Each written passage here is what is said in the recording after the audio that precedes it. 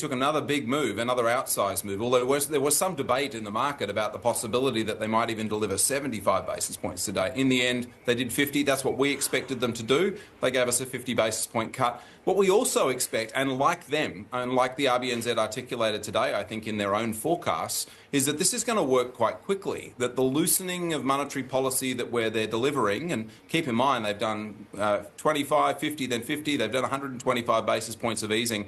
They think it's going to feed through the economy reasonably quickly. They've got growth starting to lift into next year. We do too. That's what we have in mind, that growth will actually pick up pace. Monetary policy is very effective in New Zealand, and it's going to feed through quite quickly, so that from here on in, we think they're going to be able to slow down the pace of their easing. So they've moved quite quickly so far, but we think come early next year and running through next year, yes, we think there'll be more rate cuts, but we think they'll shift back to 25 basis point increments for those cuts. And so we, in large part, agree with the RBNZ. We think they might get to 3% a little bit earlier than they're currently forecasting. We've got them going to 3.25 by the end of next year and 3% by the early part of 2026. But in essence, the story that they've portrayed in their projections is very similar to our own view, and the 50 basis point move today was what we expected them to deliver.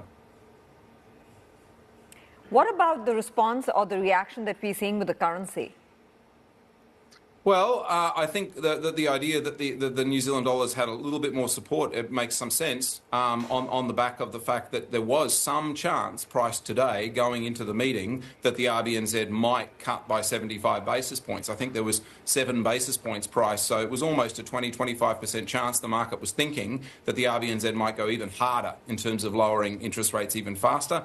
And in the end, obviously, they've opted to do what is still an outsized move, a 50 basis point move, but not going to the 75 basis point move. And then if you also look at the commentary they've delivered and the projections they've delivered, they're really portraying this idea that they're loosening monetary policy and it's going to work. And it's going to lift growth in their projections. Inflation's come, they've fought the inflation fight, and now they can loosen policy and get the economy back onto an even keel. So all of that adds to an idea that the currency might get a bit of support. Yeah, it seems that the economy has already responded to the rate cuts. I was listening to the folks over at ANZ talking about business surveys and the housing markets already starting to take note, particularly given that a lot of this had been sort of priced in, baked in for today. So they have said that they do expect growth to recover in 2025, although they're saying right now it seems a bit more subdued. But they've also talked about how there may be higher relative price volatility and talking about unpredictability in aggregate inflation. What do you make of that language around some of the uncertainties here? Because, you know, every sort of market economy seems to be dealing with their own risks here with regards to sticky parts of inflation. Yeah, well, I think that's very fair for them to make that assessment. That so far the decline in inflation we've seen in New Zealand has been largely about goods prices coming down, and they've come down really quickly, and that's allowed inflation to get back to the RBNZ's target, and that's why they've been able to loosen policy.